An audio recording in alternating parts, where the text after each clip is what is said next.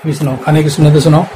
Number 1 दस्तरखान बिछाते खाना। Number 2 दोनों हाथ जोड़ते धोना। नंबर 3 1 आदमी या 2 आदमी बैठना। नंबर 4 एक लगाकर ना खाना। नंबर 5 खाने से पहले से दुआ करना। नंबर 6 दाएं हाथ से खाना।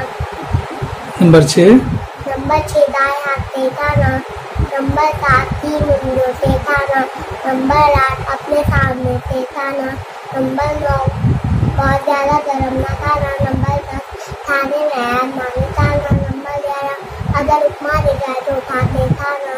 नंबर 12 बर्तन और उंगलियों के चाट के साथ करना। नंबर 13